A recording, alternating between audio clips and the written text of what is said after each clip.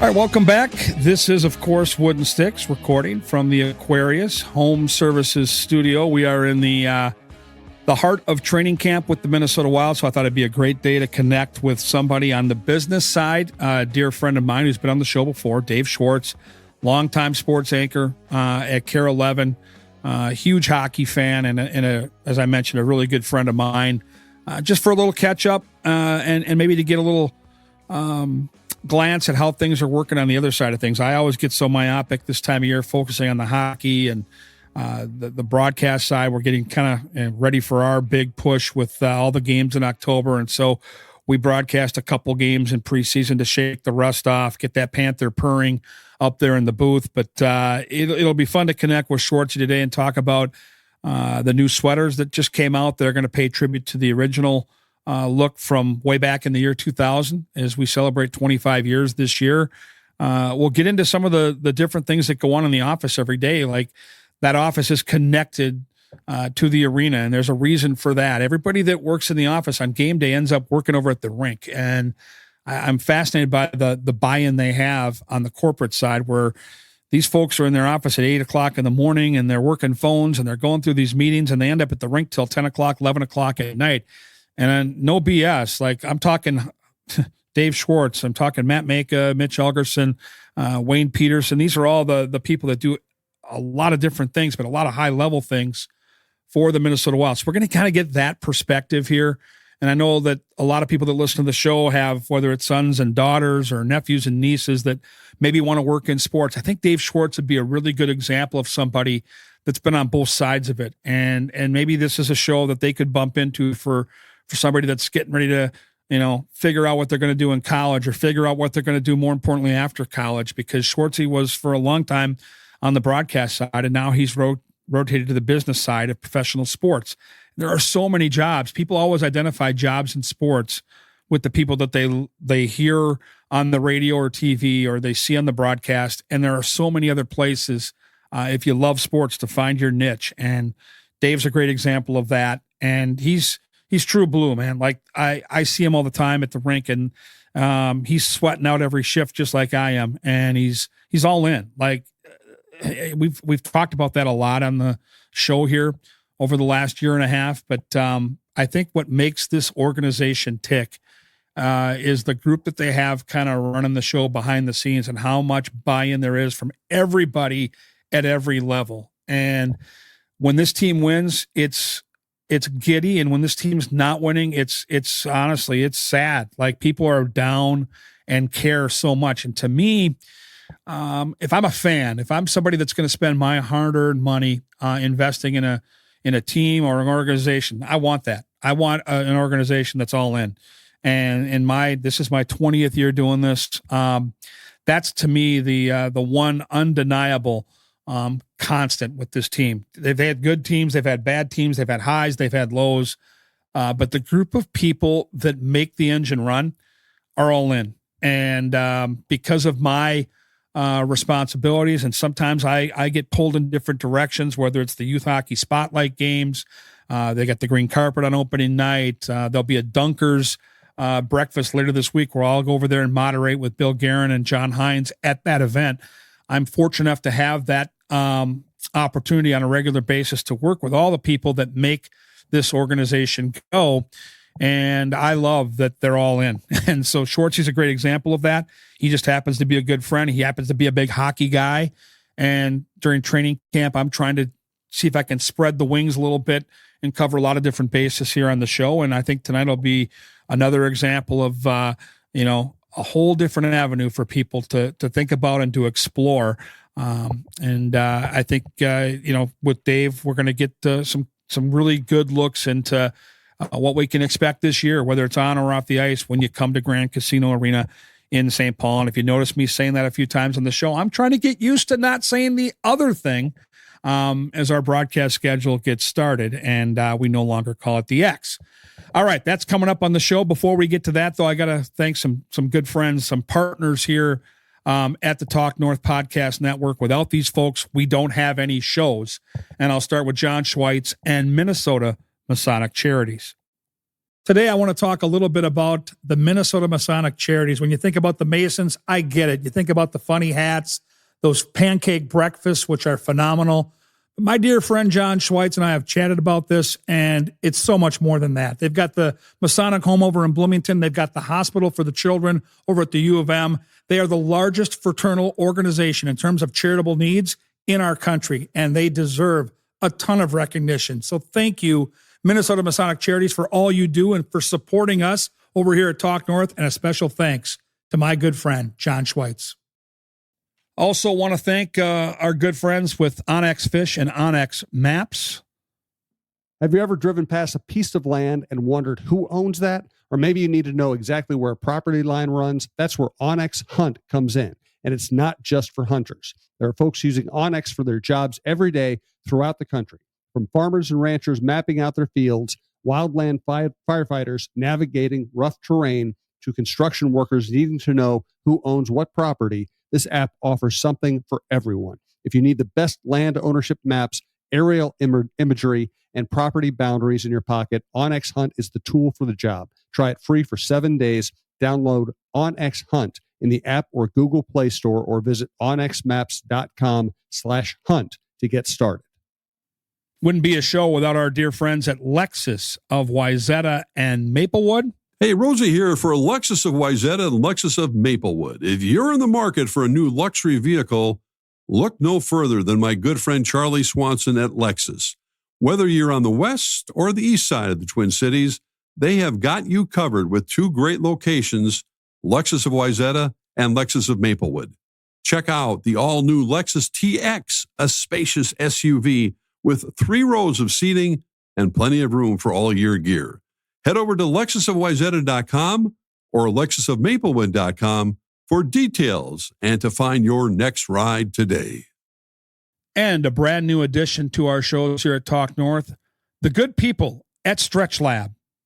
Hey, Mark Rosen here for StretchLab. I had my introductory first stretch when I was visiting my relatives in New Jersey. I went to the local StretchLab there for my 50-minute session. I felt so good afterwards. So when I came back, I immediately called that StretchLab in Eden Prairie. They have locations all over the Twin Cities where my nephew first signed up. I've been hooked ever since. There are locations I mentioned throughout the Twin City area, but I stuck with my Tuesday morning appointment with Jason to get my 50-minute stretch in as part of my schedule. It's like a meditation session. He stretches out my legs, my hips, my back, my neck, my traps, all of it, and I take some deep breaths, and I feel like a new man every single time I leave. My nephew's in his late 20s. I'm a little bit older, but it doesn't matter. Stretching is so important in our daily routine. Having an expert do the work is the only way to go. My advice, give StretchLab a chance to improve your overall health. Check out a location near you. When we return, Dave Schwartz from the Minnesota Wild.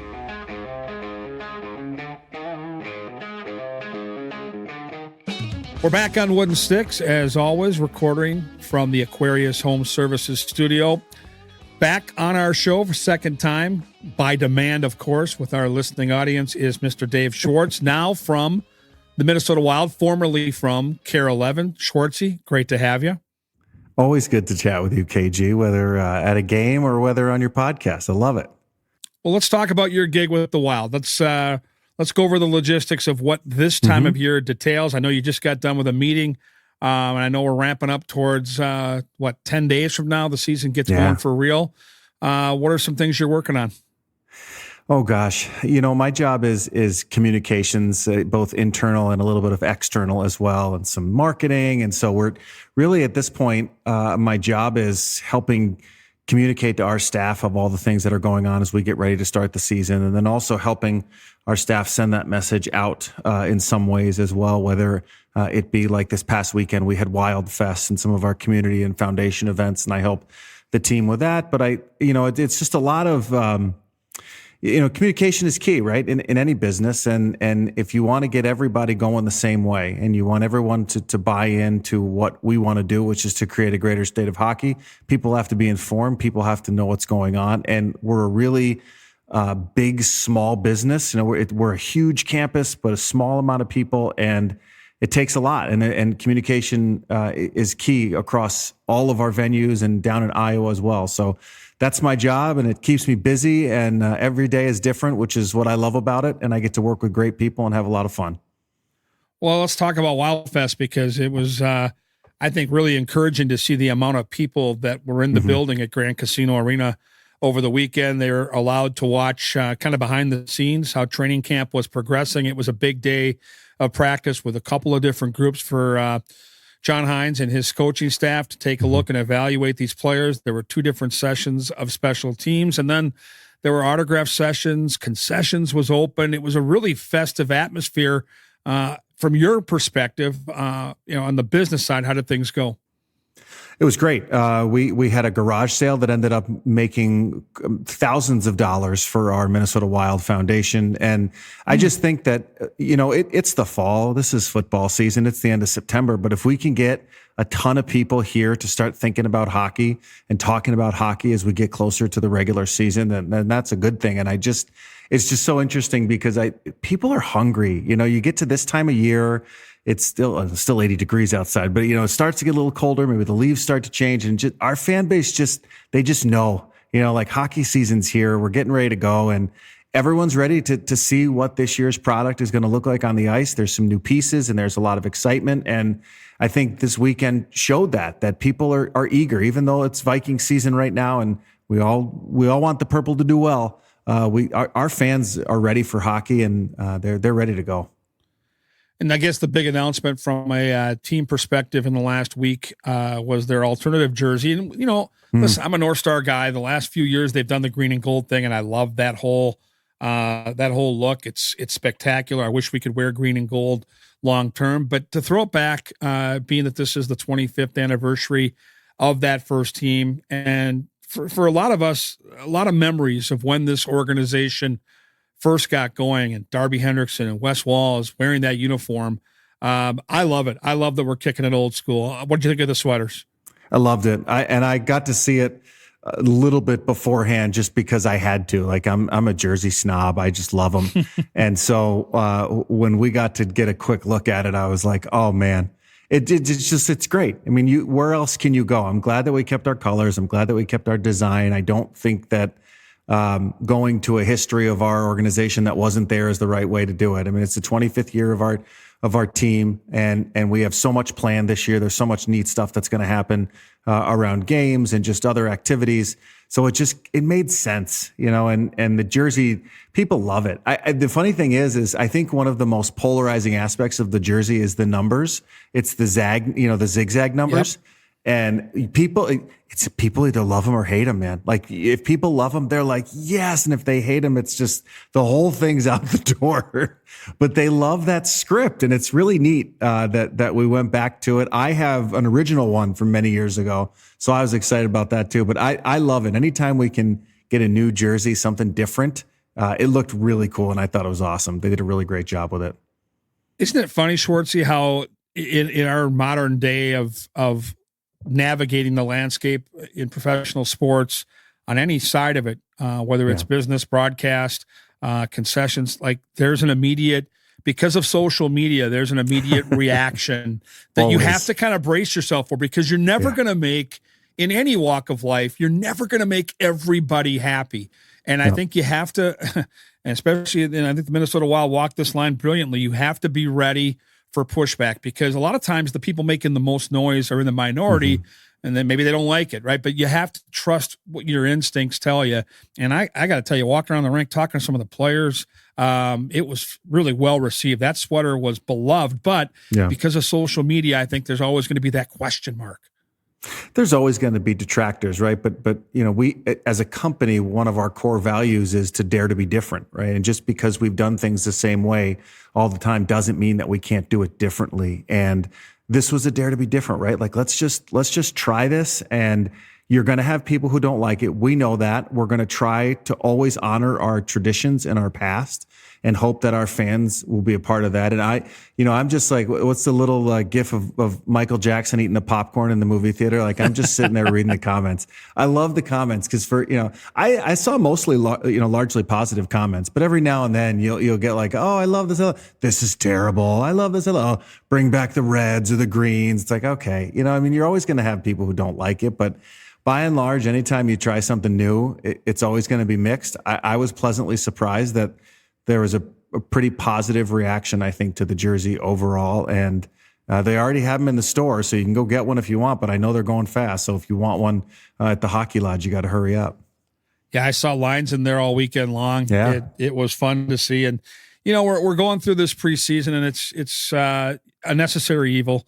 Preseason hockey, we're shaking off the rust on the broadcast side. The building's getting back and alive, and we've got this new name with Grand Casino Arena. And then the team is trying to come together, and they're navigating a training camp where they've got some key players out. You're waiting to see when Brodeen's going to come back. You're waiting to see what's going to happen with Nico Sturm, who I think was a really important offseason acquisition. But the bottom line is, I keep going back to last year, and when this team was healthy all the way through Christmas and that holiday break, they looked like the real deal. And a lot of these players, a majority of them are back. And now we've got these younger players we're mixing in, whether it's Steve Boyum or Juracek, Yurov. I'm Schwartzy, I'm excited. Like I am, more often than not, I'm a little like, okay, what's this going to look like? But I feel good about the season. Even though the preseason has not been pretty, I don't care.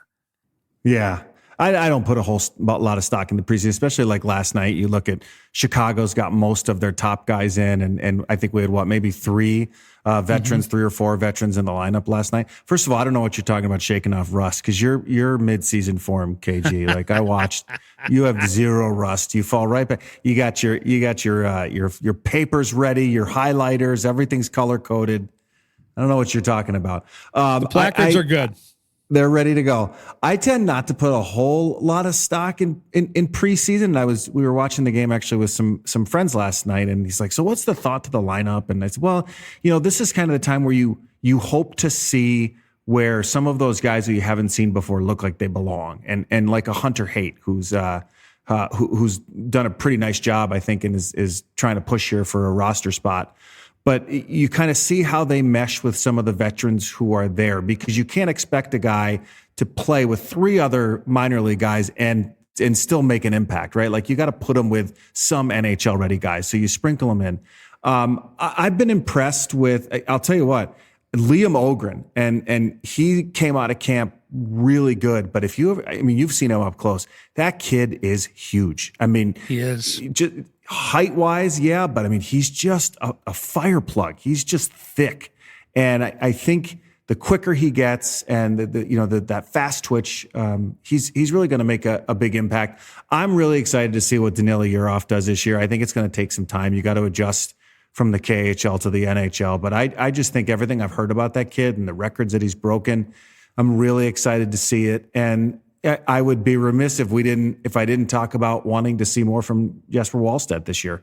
This is kind of a big year for him, and I know he's going to back up Philip Gustafsson, but I think a lot of us are waiting to see if he breaks into that NHL superstar kind of trajectory as he was predicted to for so many years, being one of the top goalie prospects in the league. And now, he's kind of coming up on it. Like you're going to have to, get there, kid. And I think this is going to be the year for him, and I think we're going to see it, but I'm excited to see how all that plays out. But more, to your point, like there's a lot of young guys on this team that are going to push, and there's some really good acquisitions in the offseason, but there are spots to be won for younger guys who really can push and make the NHL and maybe even make it on an everyday basis. And I'm excited to see who those become. Yeah, I think you hit the nail on the head there, especially with the Wallstedt commentary, because for Jesper, this was going to be a giant training camp for him. Mm-hmm. And a bad training camp and some ugly preseason games would have, I think, created a lot of doubt, not just for him, but for the organization. It's been just the opposite. He has looked the part day in and day out at camp and practice at Tria Rink in both of his starts.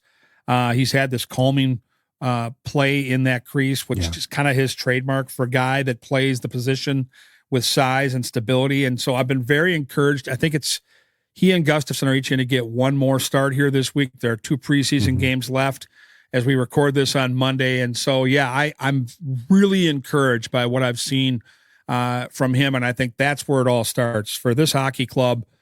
Certainly Gustafsson's going to get the lion's share of the games, but if they can have 2 guys like they had last year, and Marc-Andre Fleury, I think, really stabilize that position last year, because it's a long year. Like it's another tough schedule. Like I look at the schedule, it's a lot of road games early. It's a lot of back-to-backs. They're going to play both guys in those back-to-backs. I think they've got 3 in the first couple of weeks. This is where you need your number 2 guy to step up. And he doesn't have to win you a bunch of games, but he can't lose you a bunch of games. He's got to be solid, and he's got to be stable. And Fleury did that last year, and it was kind of a hidden jewel to this team getting off to that great start. They're going to be tested again. I think the Zuccarello injury opens up the door for a guy like Liam Ogren. To your point, you see this kid off the ice, and Dave, I'm blown away. Like he is physical. He's a specimen, man. He is, and he reminds me a little bit of Charlie Coyle in that regard. Like when you saw Charlie Coyle shoot the puck, when you saw him off the ice, it was a question of when, not if. And it's still coming with Ogren. I mean, there are still things for him to improve on, certainly. And if he's going to be the player we think he can be, he's got to be a little more aggressive in the offensive zone. But he has some of the intangibles that you just know NHL-ready guys have. And so I'm really encouraged by him and some of the young guys. And I'm glad you brought up Hunter Haight. I had a chance to interview him last night. Terrific young kid.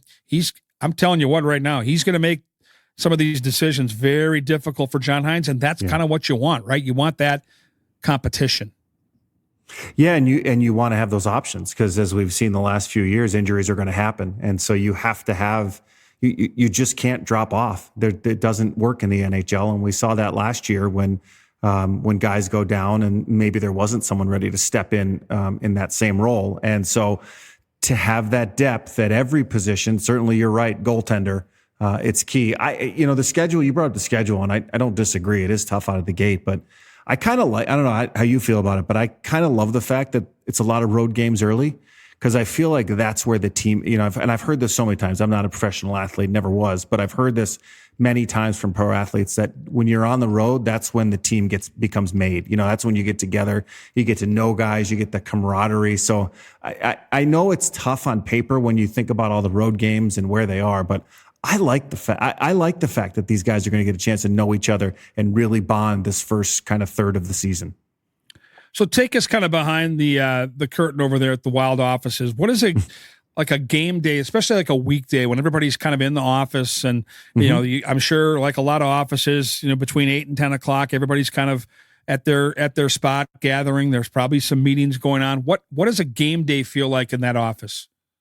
The game days are exciting, and everyone is very busy. Our ticket folks and our corporate folks are the busiest people you'll ever see, because they're constantly trying to make sure that they give the best service to our season ticket members and our daily ticket members to make sure that the experience is good. And we have to make sure that there's so many little things you don't even realize when it comes to corporate partnerships. So, logos need to be in the right place and all that stuff. And there's a lot to it other than just that. But so everyone's really busy on a game day.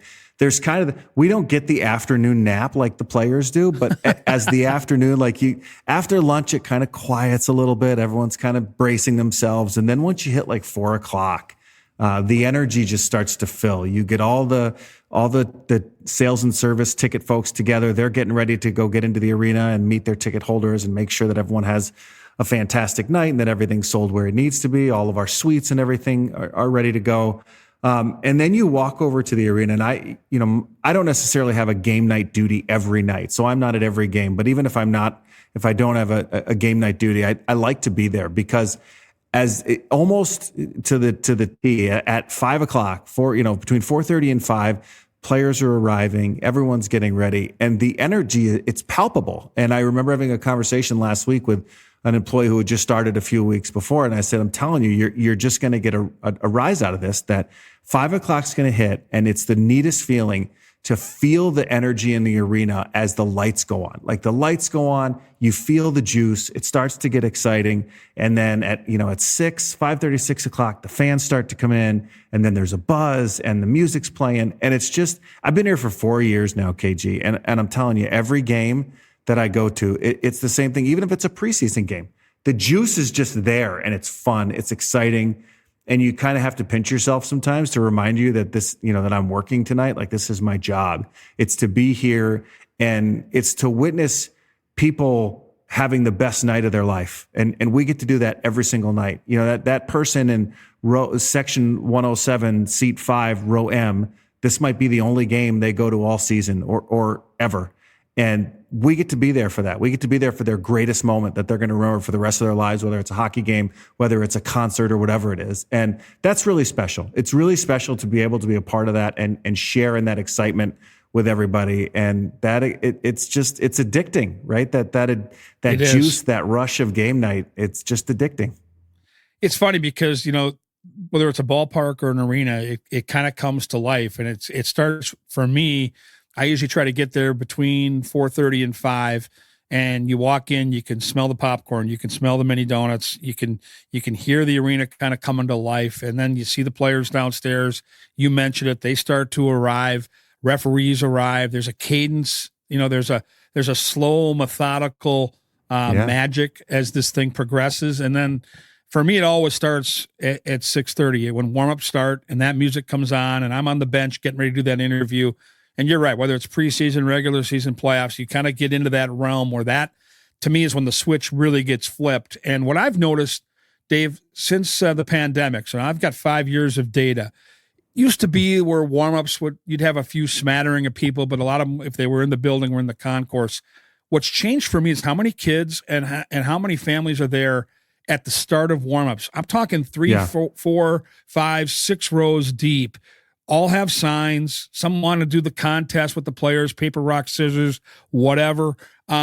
It's changed, and it's changed for the better. And I love that people get there early because when I was a season ticket holder, I don't know if people know this. This is my 20th year on the broadcast side, but the years before that, when these original sweaters came out and the Wild were first born, me and my high school buddies bought season tickets, and we shared them. And we got usually to go to like half of the games, right? We had a little auction. There was 4 of us. We shared the tickets, and we ended up going to probably 20 games, 25 games a year. And so I always wanted to get there for warm-ups. For me, I wanted to watch the other guys, the goalies and the different stars on the other teams. And I don't know, there's just something about that arena when the warm-ups start that it gets to a different level. I'm glad you brought that up. Coming out of COVID, I think people are hungry for it. They're excited again. But I would say that that's a credit to our players and players around the league because they engage the fans during warm-ups as much as they can. I mean, obviously, it's important. They have to get themselves ready for the game. They have to get themselves stretched out and loose. But, you see the videos of a player tossing a stick or a puck or smiling or taking a selfie. When I brought my daughter to the PWHL finals last year, 2 years ago, and Hannah Brandt was playing for Boston, and she stopped to take a photo with Evelyn, my daughter, because we knew Hannah and she loves her. But that's what hockey does. Hockey, I think, better than any other sport, KG, it recognizes its fans and loves its fans. And I think that's why you see this. You see it's feedback, right? You hear about someone else doing it. It's like, yeah, I'm going to go down and get a puck. I want to go down and wave at Marcus Foligno and have him, give me a pound through the glass. When I was a kid and I got to go to Madison Square Garden and watch Gretzky play, he's playing for the Kings at the time. They didn't come near the glass. They didn't, they just skated around in circles and that was it. Now he winked at me, so it was very exciting. And it was like seeing a ghost. I was so excited. I still remember it, 30 years later. And I that's why it's so much fun to work in a league and for a team that the players appreciate their fans. They see it. They see when it's 4 deep on the glass for a playoff game. Ask them. I'm sure you have. They know it. They feel the energy. Yep. They feel the love. They feel all the eyeballs, and it helps. It gets them excited for it. But that is because they do a fantastic job of engaging their fans when they're in warm-ups and every other chance that they get. I mean, our players are busy. They're not just playing hockey. They're making hospital visits. They go to schools. They're taking part in other events to meet our fans, and they're accessible. And when you get to shake the hand of Brock Faber and meet him and talk to him, and even if it's just for a little bit, boy, you are going to be locked into him every single time he plays, and you'll be a fan for life. And so our players understand that, and I think that's why it works, and I think that's why you're seeing so many people be there for those warm-ups and kind of just really get that excitement worked up. All right, so the opener is in St. Louis. It's Thursday, the 9th of October, and then the home opener is Saturday, the 11th. Columbus, Dean Evison, of course, the bench boss of the Blue Jackets. Sneaky good team in the Eastern Conference. For me, the home opener is always a special day, and I'm glad it lands on a Saturday because there's that buildup. And if the weather stays halfway decent, I'm not sure we're going to get the 80s we're living in right now. But even if it's in the 50s and 60s, if the sun is out, the whole area to me on a Saturday, downtown St. Paul, if you're a hockey fan, is somewhere you're going to want to come out early and be a part of the festivities because there is something about that home opener that I think people always tend to celebrate. Yeah, and we'll have I think this will be the third year we have our green carpet event, which is really cool, where you get to come in to the auditorium there, and they line it, and the guys come in on the green carpet, and every one of them comes in. Players come in, they'll sign your autographs, take your pictures, and it's a really fun way to just pump up the opener a little bit. Not that it needs a whole lot of pumping up, but it's one of those touch points that we really try to make sure that our fans get with our players, and they all embrace it and do a great job of it. But yeah, if it's warm, I mean, go hop down West 7th, start at your good buddy Tom Reed's, have a cocktail and make your way into the game. And if it's nice, it's great. If it's not, then it's hockey weather, and that's just all right too. And so yeah, it's always exciting. The beginning of the season has an energy to it, just like we talked about earlier. But it's kind of that hope springs eternal, right? No one's out of it yet. Everybody's in. All of the goals are still out there in front of you to see what you can do. And so at that point, we'll go to St. Louis, where hopefully Vladimir Tarasenko has a hat trick against them, which would be great. And then we come back here and we can knock the Blue Jackets off in Game 1 at home. Yeah, I think the Wild are focused in on this training camp and the way it's played out. We saw it last year, John Hines' first time with the team. It was a hard camp, and to a man, they all talked about how that had an impact on that first month of the year where they got off to such a great start, and it really carried them into the playoffs. With the injuries they had, it did come down to game 82, but without that first month, they never come close to making the postseason. And here we are again. I've talked to a lot of these guys as camp has progressed, and they're saying it's just as hard. And that's the way it's supposed to be. And so they really have embraced that whole, if we work hard now and put our time in now, we're going to get rewarded come October when the season starts. So I think it's going to be critical. Now you've got some adversity here. Matt Zuccarello is a huge loss to start the year, and it looks like he's going to be out for a few weeks. And the silver lining, though, Dave, is he's an older player that's going to have a little shorter season, and you might get a better, more healthy Zuccarello in the back half of the season if a young guy can step in there. And we've talked about Hunter Haight, we've talked about Yurov, talked about Ogren. Someone has to step up, right? I mean, if it's going to be a power play scenario and somebody else is making plays on one of those two units, it's got to be somebody that you're not thinking of. I still think Johansson's going to get some looks. I know he played last night.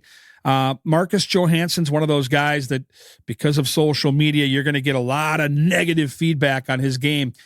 I still watch him play, and this guy still has juice. He still can skate. He still can move the puck. He was great in the postseason last year, too. Outstanding. Some of our best players in the postseason weren't our superstars. Yep. I mean, him, Ryan Hartman, these are guys that really stepped it up. Kirill's always going to be Kirill. Boldy's always going to be Boldy. Eck is going to do his thing. What I like about the way this team is set up, though, is they're able to withstand a couple injuries, I think, early. They're going to be able to now, with the depth of an organization, lean on some of these young guys to do some different things. And I think you're going to see the same thing on the blue line. Brodin, still a question mark for the opening week of the season. You've got some depth back there. And bringing in Jack Johnson, having some young talent like Jiricek and Boyum, they've got some at all positions, I think, a little bit of extra depth to kind of withstand some of that. And I think they've evolved these last couple of years because, as you mentioned, people are always going to get hurt. Yeah, and if you look at the defensive core too, I'm just glancing. I mean, it's amazing to me how big they are. We've got a number of guys 6'2", 6'3", 6'3", 6'4". I mean, they're big, menacing guys, and that's kind of the hockey that we play. If you want to try to go in the middle, if you're going to try to set up shop in front of the crease, you're going to get beat up. Good luck if you're going to try to come out of the corner. Good luck if you're going to go into the corner with Zach Bogosian, 230 pounds. I mean, you're not going to come out of there in one piece. And it is amazing, though, that to your point about that first month of the season, that these guys come back. It used to be that training camp was to get you whipped into shape again. You know, you were going to take that skating test and probably, have a bag skate and heave in a couple of buckets. And these guys they're all perfectly fine-tuned the first day of training camp. And it's amazing to me that this is where they are, is because they never have an off season. And so they're ready to go. But this is a time, I think, for the organization where these young guys, we're waiting for the next batch. We hope who we have are the next batch of this superstar Wild team now getting ready to make their jump. The Ogrens, like you said. We've talked about Hunter Haight. We've talked about Jesper Wallstedt, Marco Rossi. He's not a prospect anymore, but he's still only 24 years old and coming off a great year. So there is a young crop of talent here. And for the first time, I feel like in a long time, the younger half of this roster is just as talented, if not more talented than some of the veterans who are now later in their careers, if that makes sense. You know what I mean? Like, these guys are now able to push being that young and push these older guys a little bit. Yeah, I think it's important to at this level. If you're going to be a playoff team, if you're going to contend for a Stanley Cup, you've got to have multiple options. For many, many years, the Wild were lacking in that area, and they were leaning on Mikko Koivu, who was their best defensive forward, to be their best offensive forward. Those days are gone. Like, you look at this roster, and I see, Matt Boldy, who to me looks like a guy sitting on a 40-goal year. I see Kirill Kaprizov, who's third right now in the preseason betting for MVP, for the Hart Trophy. And I look at Marco Rossi, a guy that's likely going to push 30 goals this year. He's done it in back-to-back years where he's gotten to the mid-20s.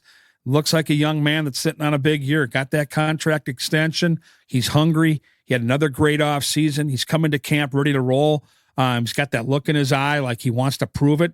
And he signed that prove it contract, which is short enough where the next one could be the big one. So he's hungry, man. And I see that young group of players that are ready to push. And I look at that blue line. This has always been a team, Schwartzy, that's been driven at the highest level by an offensive blue line. And so even though, we've talked about it in the preseason, both Ryan Carter and now last night, Alex Stalock on the broadcast brought it up. Juracek and Boyum are the type of guys where you're going to have to live early on with some mistakes, but the offense that they can bring to the table, specifically a guy like Zeev Boyum on the power play, is going to make this team so much more dangerous to play against. So I am, as a Minnesota sports fan, and I have to kind of walk that line as a broadcaster, I am very cautiously optimistic, but I have liked the last couple of years the way Billy Guerin and his staff have put this thing together, and I think we're just now starting to realize that we've got some damn good talent in the pipeline here. And nights like last night reminded me of that. And as much as, you leave the rink, they got beat by Chicago 4-1, but I was looking at it from a different perspective because Hunter Haight wasn't really on my radar before training camp got going, but he's there now, and he's a really good hockey player.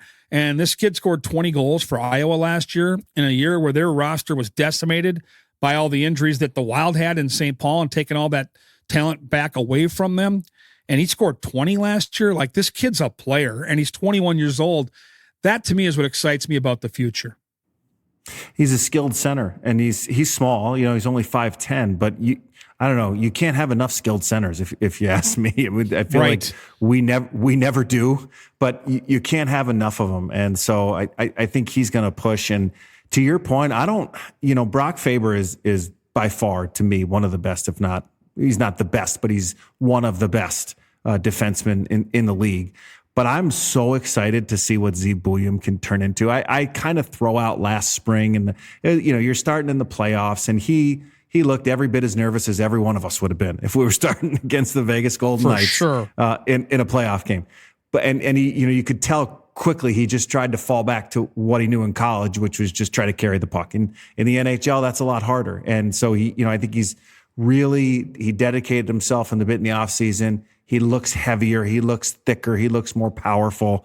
And I think he is going to be a really great offensive defenseman, one that we haven't seen offensive wise, maybe since Brent Burns, and that's been a long time. And maybe I'm going way too back. Maybe I'm going too far back when you think of but think about offensive defensemen. We haven't had a ton of them. We've had some phenomenal stay-at-home defensemen, and we still do. Jonas Brodin, Brock Faber's got some very good offense to his game, but he is really, really solid in his defensive zone. And so I'm excited to see what that looks like. It's so neat to think about what the pairing is going to be like. Who do you put him with? Is it a stay at home? Is it him and Faber together to create this super duo of defensemen? That would just be really exciting too. And probably great for William to learn, I think, from him. And if he's smart, I'm sure he is. He's probably cozying up to Brock and trying to pick his brain all the time. So it's fun to see. It's fun to imagine. And I don't know. This is the time of year where I'm just like, all right, let's just get the season ready. Let's just get it going already. I want to watch some real hockey. I want to see what these guys are going to do, and I'm excited to see what happens this year. It's going to be a lot of fun, and we've got a week of preseason hockey to get through here this week, and then it starts for real. And there is something every year when the NHL season starts, and you live in this part of the country, and the leaves, to your point, you mentioned it earlier, are changing. It's a special time of year. And so, I can't wait for it to all begin. And I think a lot of our listeners here that are regulars on Wooden Sticks understand the passion we all have for the game of hockey. And once the Wild get going, college hockey is underway. High school tryouts are right around the corner. And all of a sudden, next thing you know, it's November, and you're getting ready to celebrate Thanksgiving, and all of the hockey is kind of rolling. And to me, that's what I live for, man. All my life, that's my favorite part of the year when hockey gets going. So I'll look for you at the rink, specifically the day of the home opener. I know that's the green carpet and all the activities around there. We're both going to be kind of circling around doing our thing, and then game nights we'll be pacing that arena together. Living and dying shift by shift. And that, I have you on, I have Mitch Helgerson, Matt Maka. What I love about all you guys that kind of run the office over there is you all live and die for this team and how they're doing. And to me, that's the passion behind it. Wayne Peterson cares so much. Matt Maka, you guys all care so much about not just the fan experience, but how the team is doing, that it makes me feel great about where this thing is going, because when it's going to happen. Schwartzy, before we're done working in St. Paul together, this team's going to have a run, and they're going to end up in that Stanley Cup, and we're going to be out there in the middle of summer. It's going to be 80 degrees like it is right now. It's going to be the middle of summer in late June, and we're going to be out there like doing our thing. I believe it, and maybe this is the year, right? Like every year you kind of get that feeling like, all right, they're young, they've got talent. Yep. I like this coaching staff. I like their goaltending. Like maybe this is the year, and I'm ready for it. That's why hockey's great. I mean, nobody's going to be able to celebrate a Stanley Cup like the state of hockey. I mean, let's just face it. I mean, Florida's great, but they can't do it like we can. And so it'll be a great party. And this organization, this fan base deserves it. Goodness knows we've waited and we've been through it. And it's crazy to think about. It's exciting to think about, and it's just fun to, at least for me, to be on the inside now. Because for years, I was on the outside looking in, and it's fun to see the inner workings of it and see all. You're right. It's passion. Everybody here has passion, and when I tell you that, you have to believe me that whether it is Matt or Mitch or Al, our painter, or John, one of our custodians, or someone over in our the Grand Casino Arena, like everybody is bought in.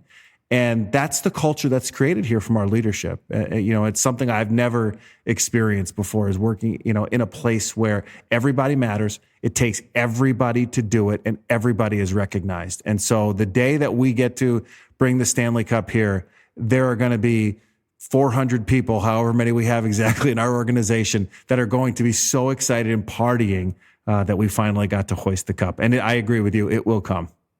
It is going to come. It's going to be fantastic. And that's why I can't wait to look back on some of these shows, because we've talked about it so much and we've obsessed about it. But I do feel right now better than I have in a long time about the direction of this team and where they're headed and who they've got assembled to get that job done. Schwartzy, I appreciate your time as always. I know you just got out of one meeting. You're going to another one. You're making things happen for the Minnesota Wild. I will look for you at the rink later this week. Anytime I get to chat with you, KG, it's a good day. I appreciate you, brother.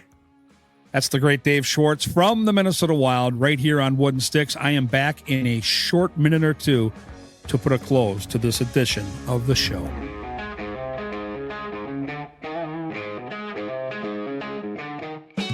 All right, we're back to close the show, and we're getting down to crunch time here as you're finding this podcast. We are in the final week of training camp and the preseason. As I mentioned with Dave Schwartz, we're about a week and a half away from being in St. Louis for a showdown with the Blues. And once we get going, it's going to be a busy, busy October. Lots of games, lots of travel. I live for all of it. It's going to be fantastic. We'll do a lot of shows from the road and hopefully be able to garner some cool guests along the way that are in that Wild traveling party to get you a window into what makes this team tick on and off the ice. That's our goal. And we'll talk about all kinds of different things. Once the college hockey season gets going, then we'll ramp into high school. And as we get rolling to this next hockey season that's upon us, we're going to try to cover all bases. And we'd love your input. And you know where to find me on Twitter or X. Just ping me at Gorgomatic21. Any requests you have, a guest that you think might be a fun one to dive into, we'll do our best to make that happen. And then, again, as the season gets going, you can always ping me to inquire about what you're seeing with your favorite hockey team here in town. Hopefully it's the Minnesota Wild, and hopefully we get off to a fast start. Good young talent assembled, starting to get healthy. We're going to find out this week a little bit more about Jonas Brodin and his availability. Seems to be getting a little bit closer. Nico Sturm, another one to keep an eye on here as October 9th gets a little closer. And then we'll get some details, I think, in the next week or two on the extent of Zuccarello's injury and how long Mats will be out. But even if he's back mid to late November, it gives you plenty of runway there for him in the regular part of the season. And then more importantly, you keep him fresh for the back half. And it looks like it's going to be super competitive again in the West. And, you know, I think the general consensus I'm seeing from talking to some of the different broadcasters we've seen already in the preseason. We just had the guys from Chicago come through, so a conversation with Darren Pang.